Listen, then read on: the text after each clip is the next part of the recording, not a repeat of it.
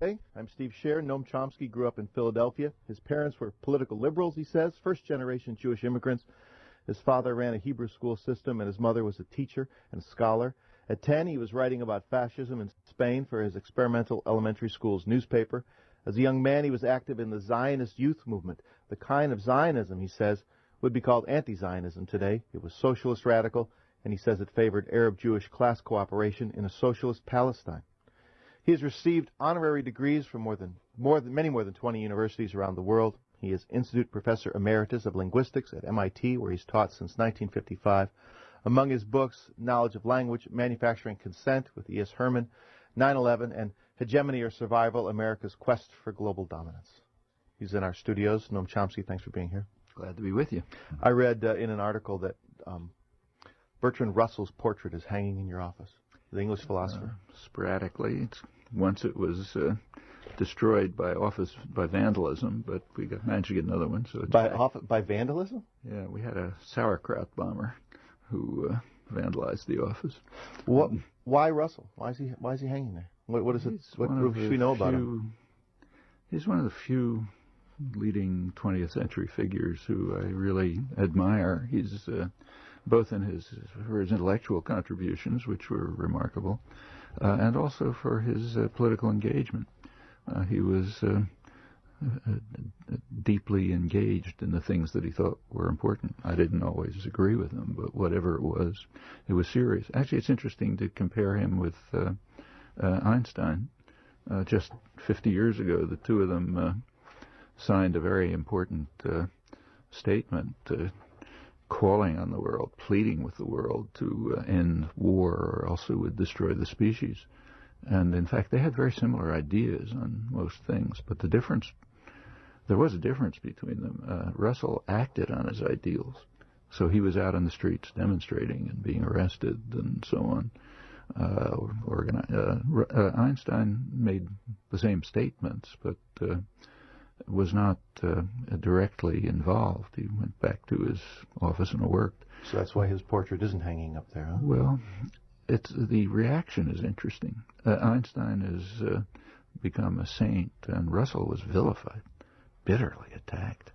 Actually, there's an interesting book on Russell in the New York Times, the way he was treated. He was just absolutely vilified, although what he was standing for was pretty similar to what Einstein was. Is there anybody alive who you admire for their political activism? Oh, plenty of people, but mostly the people who I meet who are really inspiring are people whose names no one would ever know. Yeah, but so for example, there's mine workers. The leader of the Colombian mine workers have spent a couple of months in Boston. He'd escaped his fifth assassination attempt and has just went back to try to keep up his work. That's the kind of person who's really admirable. Or say in Turkey, where I've been a couple of times recently, it's the only country I know where the leading intellectuals, leading writers, artists, journalists, academics, and so on, not only protest the harsh laws, but they're constantly, regularly involved in active civil disobedience against them, facing and sometimes enduring pretty harsh punishment, but going right back to it. I just don't know of any other country like that. What's going on there? What's going on that the intellectuals are so willing to be engaged? There's horrible things going on, mostly our fault, but it's kept quiet here. So, for example, during the 1990s, Turkey was carrying out massive atrocities against its Kurdish population in the southeast. It's about 15 million people. There were tens of thousands killed, about 3,500 villages destroyed, probably millions of refugees. I've met visited. I see people in the living in the walls, caves in the walls, demolished buildings in Istanbul, every imaginable form of torture you can think of. And it was almost all funded by the United States. The Clinton administration gave them 80% of their arms, peaked as the atrocities escalated. There, they protested. Here, they're silenced. Well, what's happening? What's going on with the intellectual class protested. there, that they're willing to protest, that they're willing to go to the streets? There's a kind of a level of honor and dignity that isn't known in Western Europe or the United States. And you find that elsewhere. I mean, when I was in Colombia not too long ago, and that's the same is true there. I mean, there they don't just face, prison and torture. I mean, they have their heads blown off. It's murders. By which side? All sides? By the people, mostly, probably about 80% by the people we fund, military and the paramilitaries. I mean, the guerrillas are not nice guys either, but I mean, even if you look at the State Department reports, they attribute roughly 75-80% of the atrocities to the militaries and paramilitaries, who are so closely interlinked that Human Rights Watch just calls the paramilitaries another division of the Colombian army. And they have the worst human rights record in the hemisphere in the 1990s, and are far and away the leading recipient of U.S. military aid, which is a correlation that is pretty steady over the years. But here, people don't protest about it and don't know about it. There they do, and there they're right on the line. And you can say this. Let's take people right around here. Take Rachel Corrie, local young woman. I mean, she was extremely courageous. She's a martyr for peace and justice. We happened to kill her, too, even if we don't like to admit it. I mean, she was killed by U.S. sent equipment, which is Caterpillar, massive. You draw that line right back to you and me sitting here? Absolutely. I mean, we're responsible for it. I mean, we didn't drive the bulldozer, but why is it there? What's it doing? Who provides the military, economic, and diplomatic support for destroying the occupied territories? What do you do with that? What do you do with that? You protest, you write. Is that enough? No. I spend everything from demonstrations to organization to talks. Actually, most of the talks that I give, which are hundreds every year, are organized by activist groups for their own purposes, bring people together, educational, fundraising, and so on. You think it's had an effect? I heard you say, and you were quoted as saying that if you looked at a poll, one particular poll, that you're right in the mainstream of American public opinion. It is. Unbelievably, that's true. The polls are not published, but the U.S. public opinion is very carefully monitored. And we have extensive information about it. This was a Council on Foreign Relations in Chicago? Which is the major regular monitoring organization for foreign policy issues, but also there's the Program on International Public Attitudes at the University of Maryland, which is the most serious polling institution in the world, academic-based. They do in-depth polls. They keep coming out with regular in-depth studies of public opinion, and they're pretty amazing. What they show is that a number of them came out right before the election, but they were barely reported. I don't know if they were here. And what they essentially show is that both political parties and the media and most of the intellectuals are far to the right of the general population on a whole host of significant issues. Another one just came out a couple of weeks ago, public attitudes toward the federal budget. I mean, almost diametrically opposed to public policy on every major issue. And this has been going on for years. I mean, if you take, say, Israel-Palestine again, about maybe two-thirds of the public is in favor of what here is called the Saudi plan. Actually, it's just a version of the international consensus on a two-state settlement on the international border that the U.S. has been blocking unilaterally since the 1970s. But a considerable majority of the public favor it. And amazingly, this goes beyond what I would say, a large similar majority thinks that the U.S. ought to cut off any aid to either of the two parties, Israel or Palestine, that is not negotiating in good faith to achieve this goal, which in practice would mean cutting off all aid to Israel. And if both sides are negotiating in good faith, wants to equalize aid. Have you ever heard anyone say that in public? I've heard it sometimes. You mean I've ever heard our leaders say? Have you ever read it on a newspaper? No. But that's about 2/3 of the public. Let me ask you the why of that. But since I said in a bit, but since I promised, we want to take some of our listeners' calls right off at 206-543-5869 or 1-800-289-5869. I have to ask you to do me a favor and scoot in closer to that mic because people say you're not close enough. Right. They're not Sorry. hearing you. I'll try. That's what my wife says all the time. She can't hear me. I'm very glad to see Professor Chomsky was on your show. This is an email from Brian. Despite all the terrible consequences of the United States policies in the Middle East for the people of the region, despite all the false pretenses and distortions associated with President Bush's war on Iraq, despite the fact that he writes, I understand that U.S. supported Saddam and his worst atrocities. Are the Iraqi people better off without the threat of further crimes by Saddam Hussein? Oh, undoubtedly.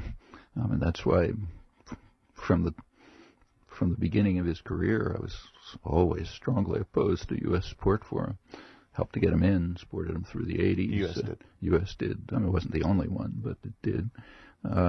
Even supported him after helped him crush the Shiite rebellion in 1991 that probably would have overthrown him. The sanctions regime, which was imposed in the 1990s, basically supported Saddam Hussein. I mean, it devastated the civilian society, killed hundreds of thousands of people, strengthened Saddam, and furthermore compelled the population to rely on him for survival. Otherwise, they probably would have thrown him out. And now we see the Oil for Food program as corrupted by Saddam and others. See, that's kind of an interesting story. I mean, you know what? I know you're going to. I want to hear that story. Okay. And so here's where we come up against the clock. So let me take that break with Noam Chomsky so we can get the whole story from him and more. We'll take your emails and your phone calls at 206-543-5869. Noam Chomsky is in the studios with us. His event tonight sold out. I think it's sold out in 8 minutes. Somebody told me, but it's being recorded. And it will be presented on various forums, including KUW Speakers Forum and rebroadcast on the Seattle channel. So let's talk about that Oil for Food program and how it's evolved. Because now we see the UN was being charged with corrupting it, and now we're seeing the first indictments, Texas oil man, for example. Yeah. Well, that's an interesting story. I mean, there's one aspect of it that is under about 100% veil of silence, and that is the effect of the sanctions on the Iraqi population. That was mass murder. I mean, it was hundreds of thousands killed, malnutrition and disease shot up. The society was devastated, and crucially, it was compelled to rely on Saddam Hussein for survival. Otherwise, there's very good reason to think that the population would have sent him the same way that to the same fate that was endured by a whole series of other gangsters who the U.S. was supporting. Ceausescu in Romania, Suharto in Indonesia, Marcos in the Philippines. I mean, they were all thrown out by internal revolt. Couldn't happen in Iraq. The population was just too devastated, too reliant on him for survival. All of that has to be suppressed. That's the real story about the oil, not just the Oil for Food program, but the whole sanctions regime. In fact, the two directors of it, well-known, highly respected international diplomats, Dennis Halliday and Hans von Sponeck, both resigned in protest. Halliday called it genocidal. And both of them have pointed out that if it hadn't been for that, the Iraqis would have taken care of their own affairs. That's the main story about the program. You mean they would have risen up against Saddam sooner? Well, they might have. They would have probably done the same thing that other populations have done under similar circumstances, like Romania, Indonesia, and so on and so forth. Can't prove it, but at least that was a possibility. This prevented it. And it was mass murder. It was hundreds of thousands killed. Deliberately? By the U.S. government? Well, they knew it was happening. So you decide whether it was deliberate or not. They knew that these were the consequences. Everyone knew it. They were hearing it from the directors of the program. It was even conceded. Madeleine Albright made that infamous statement on television that I don't have to repeat, where she was asked, we've heard that 500,000 children have died. Do you think that's right? And she said, well, we think the price was worth it, or something like that. She apologized for the statement, but she was referring to a fact. That's the real story. The secondary story is the corruption. And there it's quite interesting. If you look at the numbers, Paul Volcker, who's doing the serious investigation, the only serious independent investigation, former head of the Fed, they estimate, his numbers are from memory, I may have them a little wrong, but something like this, that about $18 billion are somehow missing, presumably through one or another form of corruption. It turns out more than half of that was authorized directly by the United States, around $11 billion, illegal sales of oil to U.S. allies, Jordan and Turkey, which the U.S. just winked at. A large part of the rest was going through the Gulf, which was patrolled by the U.S. Navy. Nobody would get through unless the U.S. Navy was allowed, told them that they could get through. What would be the rationale for that? For both setting up a system, setting up the sanctions, and then leaving it so corrupt, or allowing it to be so corrupt? Well, because the benefits were being gained by U.S. allies and, in fact, U.S. corporations who were taking Iraqi oil. The charges against the UN are ludicrous. I mean, Benon Sevan, the first person they charged, he was charged with maybe having taken $160,000 from an aunt in Cyprus. I mean, if you look at the numbers, this isn't even a toothpick on a mountain. The next big charge is probably true, that Kofi Annan's son was picking up a couple $100,000 here and there.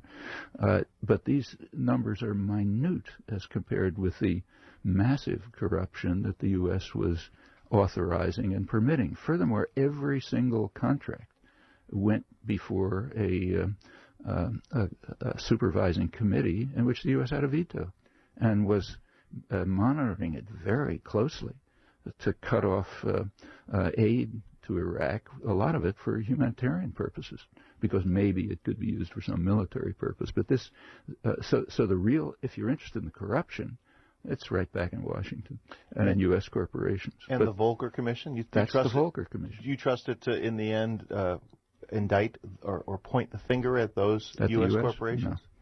No. I mean, it's almost impossible. If they did, it would be killed. I mean, he'll do an honest job. He's a serious, honest, conservative, careful analyst, and the numbers will come. In fact, the numbers are already coming out. If you read his reports, what his reports said is that the untraceable money, after you take the amount that the U.S. allowed to go to its allies and so on and so forth, is about $1.7 billion. That's his preliminary report. Of that, about a quarter went to Kuwait. And the rest, somewhere. I mean, but these are very small figures as compared with the massive corruption. Incidentally, there's a much bigger corruption story. Since the U.S. took over Iraq, billions of dollars have disappeared in Iraqi oil money under the coalition. The oil that's been pumped, or oil that Iraqi oil. Nobody knows where the profits went from it. The London Financial Times described this as maybe one of the biggest corruption cases in modern history. That alone vastly outweighs anything that's charged to the United Nations. So in answering his question, which was, is Iraq better off without Saddam? Oh, undoubtedly. But to what extent? I mean, Saddam was a mass murderer and a torturer and a killer. But the right way to get rid of Saddam would have been to allow the Iraqi people the chance to overthrow him, just as in the case of every other gangster the U.S. supported. And there's a long list, many of them quite comparable to Saddam. Ceausescu and Suharto were easily comparable to Saddam. The U.S. supported them till the very end. They were overthrown by their own people.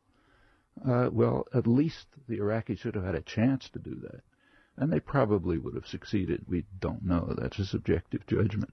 But they were prevented from doing so by the sanctions regime. Before that, under George Bush I, by direct support for Saddam while he was crushing the Shiite rebellion, which alone probably would have overthrown him. That was right after the first Gulf War.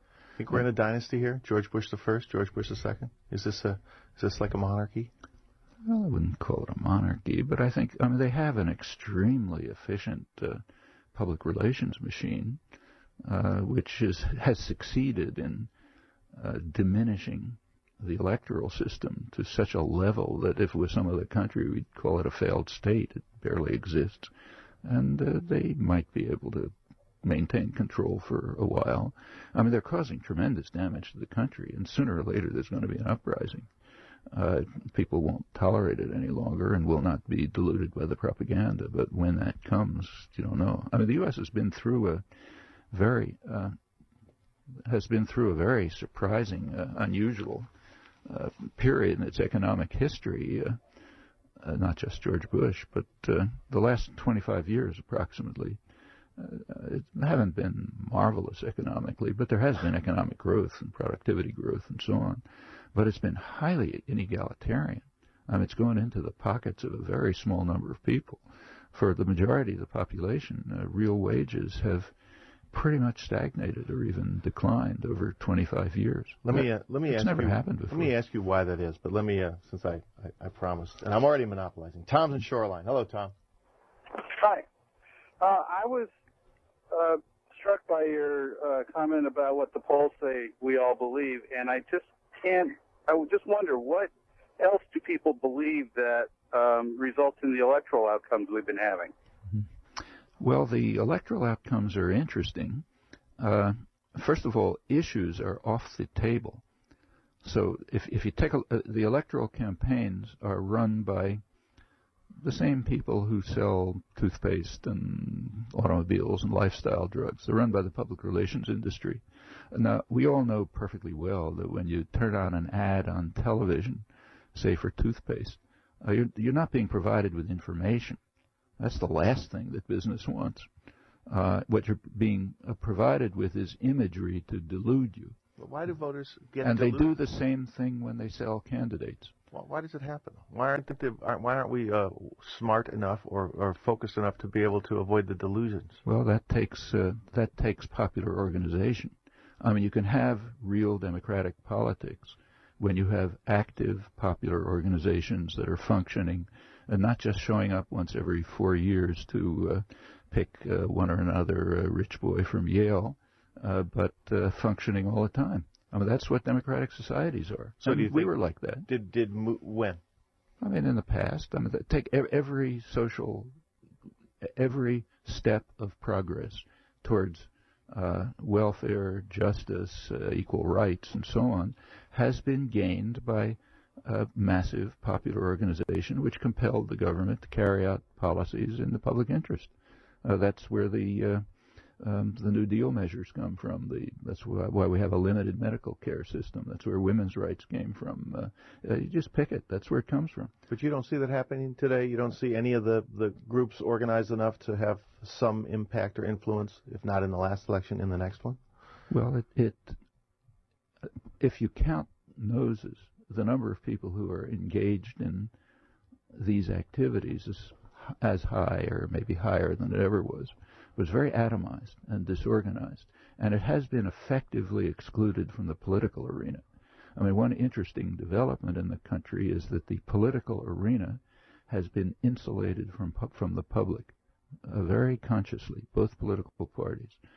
So politics here is by now reduced pretty much to pushing a button once every 4 years for one of two almost identical candidates when you don't know their positions. So you said they have an effective. Let me just come back to that one point about the effective public relations machine.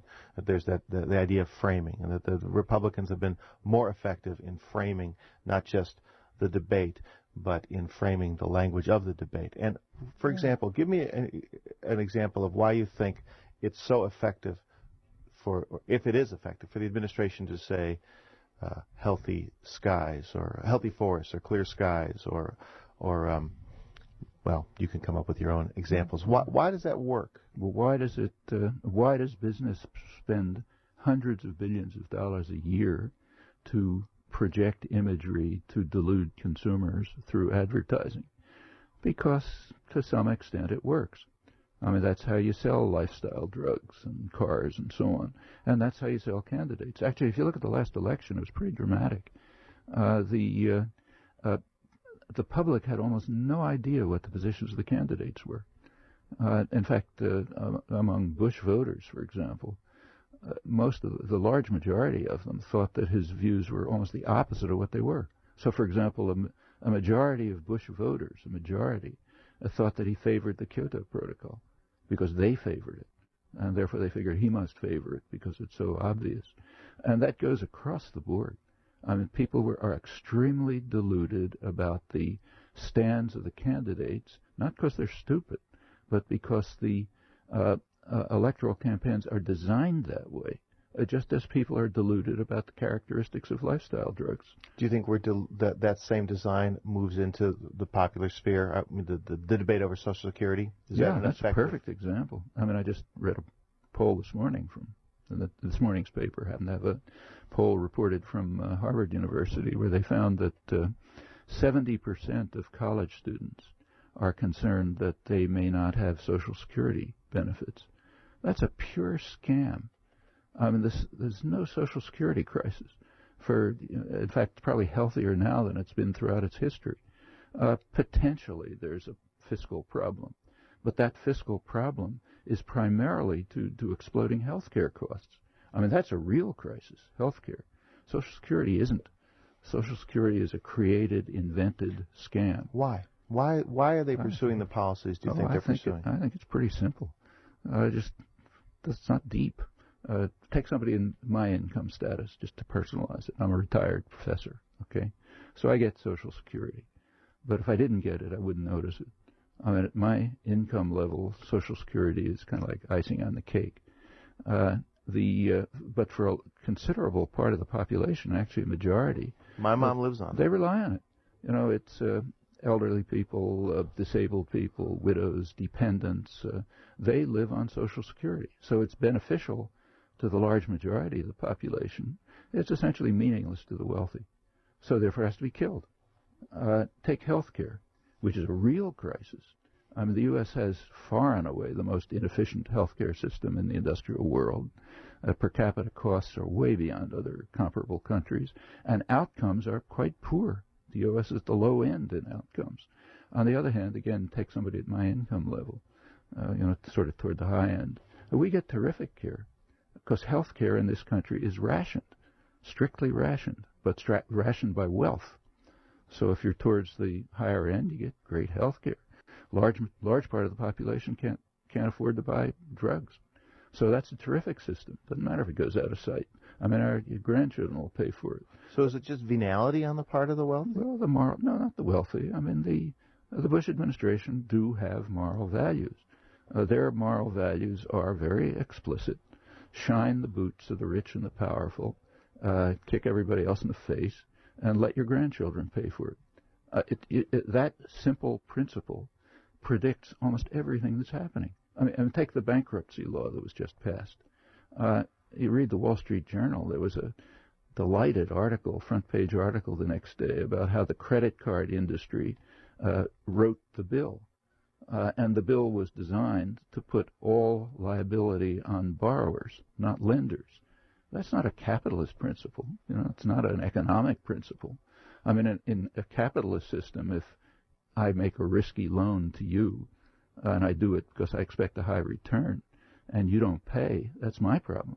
I mean, I got the high return because it was risky, okay, a bad loan, my problem. That's capitalism. It's not our kind. And our kind, it's you who have to pay. So the banks make, and the credit card companies and so on make almost force borrowing on people. They get the interest payments are just plain usury. But if people can't pay, it's their problem. Now, if you take a look at the people who go into bankruptcy, a very high percentage, maybe half, are doing it because they can't pay medical bills. Okay, we're back to the medical care crisis. So the bill is written so as to harm the large majority of the population who are at the lower, aren't at the high end of the income scale, because they and to benefit the rich. Because the corporatists benefit? Well, yeah, the corporations and the wealthy benefit. In fact, this simple principle, it doesn't explain everything, but it's enough to explain an awful lot of what happens. And the same with the estate tax. Who's going to benefit from that? The super rich. I mean, most people, they tell you about small farmers, and that's a scam again. The only people who are going to benefit from it are the super rich. The tax cuts, which have driven the country into a major fiscal crisis, they're very sharply oriented toward the wealthy. And in fact, there's hardly an exception. Actually, international policies are the same. All right, we'll take a break. We'll come back to that. I want to read you a quote from Samantha Power and get some more of your phone calls in. Tim's in Federal Way. Hello, Tim. Hi. I was wondering, how have the current ideas about global oil depletion, specifically this notion of peak oil, influenced your current thoughts about where we're headed as a society? And from what I've been reading, this could become an issue that affects us catastrophically within the decade. Define peak oil. Peak oil is the notion that half of what's out there has already been pumped, and the rate at which we can extract it is going to go down at a pretty precipitous rate. Yeah, I think they should call it peaked oil. Yeah, and it just seems like there's some pretty heavyweight scientific opinion out there that's really backing this up, and it's gone from kind of a doomsday scenario to the potential for some real catastrophic events. Well, if you're interested, I won't have time to talk about it, but there's quite an interesting article about it in the Bulletin of the Atomic Scientists in the current issue, which is a very serious journal. And the person who wrote it, I know, is very good. He points out that ExxonMobil, the biggest energy corporation, and the one that's very quiet and conservative about this, just published its forecasts. And for the first time ever, they bring this up. What they predict is that within 5 years, non-OPEC oil will have reached the peak. Non-OPEC means U.S., Canada, so on. Venezuela's in OPEC, but most of the non-OPEC oil producers will have leveled off. That's 5 years. And Exxon does not predict that alternative sources like tar sands and shale and so on will replace it. They think that's way too expensive and uses too much energy, in fact. Their prediction is, well, it's just going to have to come from OPEC, meaning mainly the Gulf. So the Gulf states are going to have to sharply increase oil production even to meet current demand, let alone future demand, which is rising. And that's not a long way off. They're talking about 5 years. So, yeah, this is a very serious issue, and my own guess is that if we ever get the secret documents about the planning for the Iraq War, my expectation is that these considerations will have entered significantly. As to when you get a peak for OPEC, that's farther off, decades. But it's certainly real. There's another side to this. There's a sense in which it's advantageous if the oil peak is earlier. The reason why is it will compel the world, primarily the U.S. here, to move towards something like sustainable energy. If there's unbounded amounts of hydrocarbons, we're just going to destroy the environment for human life or most biological life.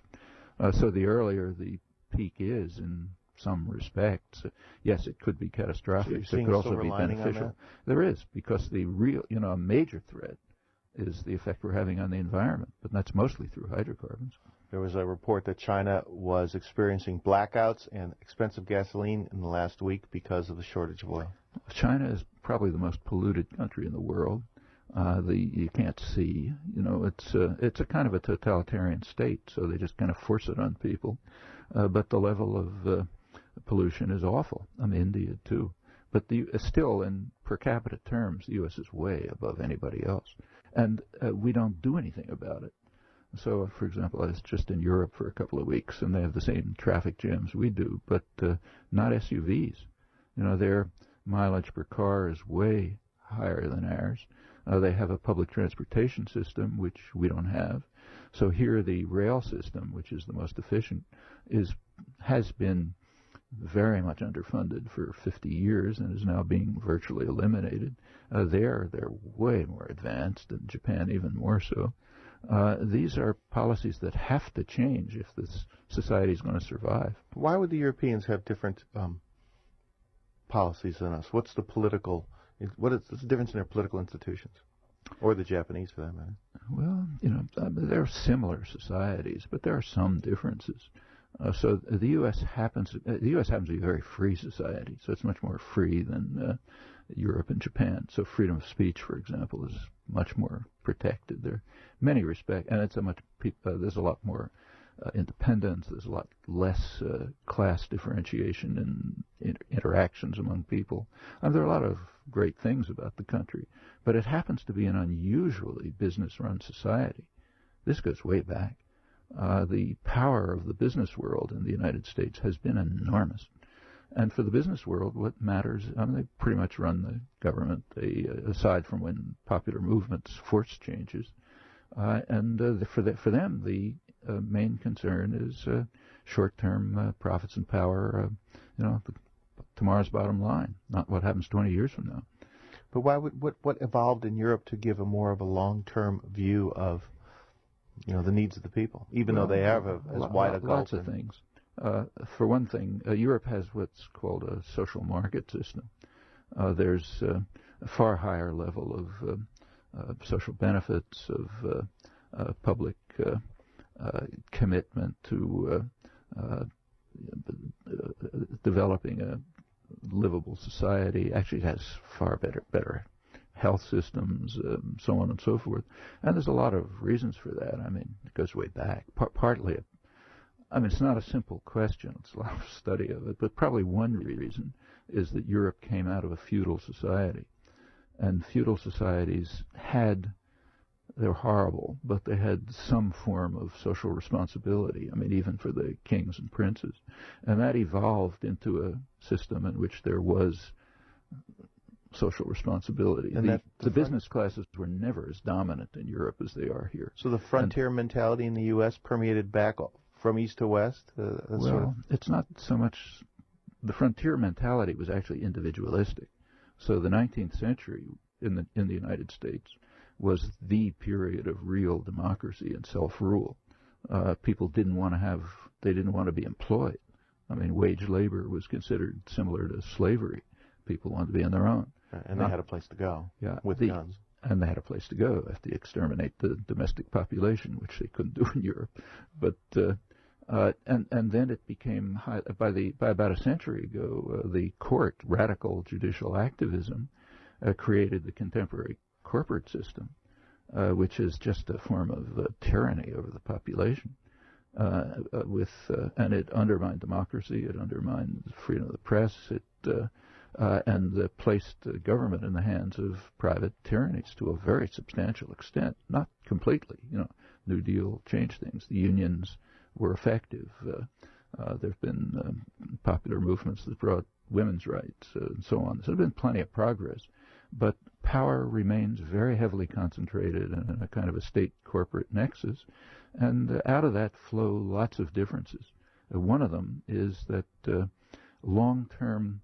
that government policy can continue to simply transfer costs to our grandchildren without any political structure that tries to do anything about it.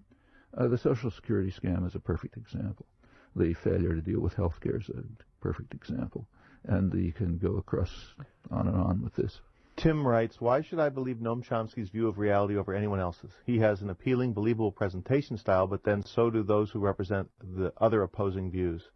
T, a cynical middle-income white guy from Ballard, is how he signed that. I'd say he's exactly right. He shouldn't believe it. That's what you have a brain for. You should check it out, look at the data, look at the facts, look at the evidence, and decide what you think. So speaking of brains, Barbara asks, what are your feelings about education policy, increasing emphasis on standardized tests? I'm personally a strong believer in the importance of critical thinking skills. I see this emphasis as a way to dumb people down. It's a way to control people, make them more obedient. Children are more and more taught in schools to pass rigid exams instead of learning how to think for themselves, to decide that to pursue their own interests, to develop their own creativity, and so on. I mean, it's a very negative form of educational policy. You've written about education in various forms. Yeah. And you were at an experimental elementary school? That's right. What was it? I was at a experimental Deweyite school run by Temple University, which was devoted to what I think education ought to be, stimulating creativity, working together with others, no ranking. No class ranking? I mean, I didn't, until I got to high school, I was sent to the local academic high school. Until I got to high school, I didn't know I was a good student. I mean, all of a sudden I see, well, I'm getting all A's, that's supposed to be good. But all through sort of 2-year-old up till 8th grade, it just never arose. I mean, I knew I was skipped a year, but nobody made any issue out of that. Okay, I was skipped a year, but it just wasn't an issue. Everybody was encouraged to do the best work they could and to work together. What were the expectations put upon you as a student? The expectations are you do your best, and you work with others. You pursue your own interests if you have them. You're given every assistance in doing that. We went. Looking back, I can see we went through the normal curriculum. We had all the math and science and French and so on and so forth, but it was done in such a way that you didn't feel that it was a discipline that you had to meet, and I'll do this, and I'll forget about it, and I'll go on to the next thing. I don't recall any exams. Maybe there were. Big class, small class? Reasonably small classes. Incidentally, it was not anything like gifted students. I mean, it was a mixture of kids who were behavior problems and couldn't be kept in the public schools, kids whose parents wanted them to have this kind of education. It was a very complex mixture. Incidentally, in those days, it was not a racial mixture. It was lily white, but that's the 1930s. But in Philadelphia, where I was, which is a very racist city, the divisions were sharp. But by now that would change. But these are conditions that any educational system could meet, if enough, if first of all, it was sufficiently funded. And if the kind of libertarian educational policies were pursued. Actually, there are corners of the educational system that work like this. For example, graduate school in the sciences, like where I am at MIT. One of the reasons MIT is a great place, and I like it, is it's a science-based university. And you can't do the sciences any other way. I mean, if you start imposing obedience and rigidity and passing tests and so on in the sciences, they'll die. In the sciences, you have to stimulate originality, creativity, challenge. I mean, you expect your students not to repeat what you said, but to tell you why you're wrong. That's where the new ideas are coming from. And the sciences just can't develop in any other way. So yes, if you get to, not 100%, but the tendency towards, in especially higher education in the sciences, is very much like what I experienced in elementary school. So you write a lot. Who's your editor? Actually, one of my quirks is I don't like editors, so I usually insist that there be no editing.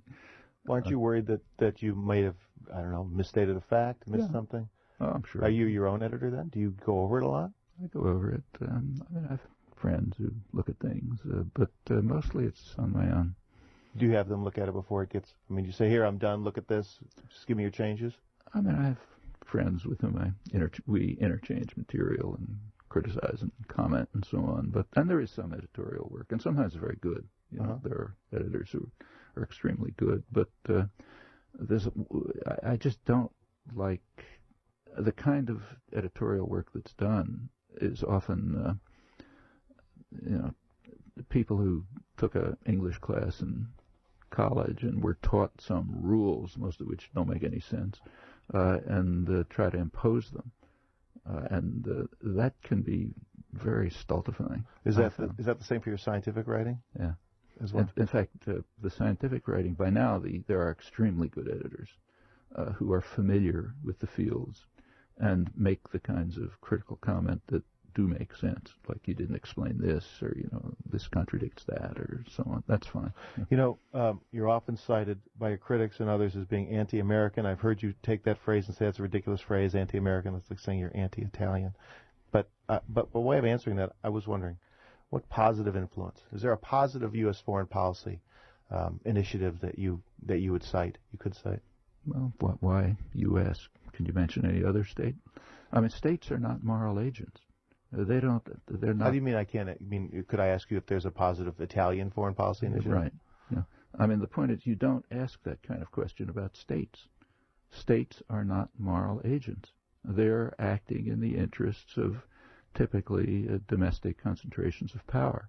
I mean, they may do things which are good, So, but that's not because they're somehow they're moral and benevolent. But aren't your criticisms based on their actions and the outcome of their actions? Yeah. Isn't that aren't you starting from a moral basis? Sure. I mean, there are actions that I think are okay. I mean, so for example,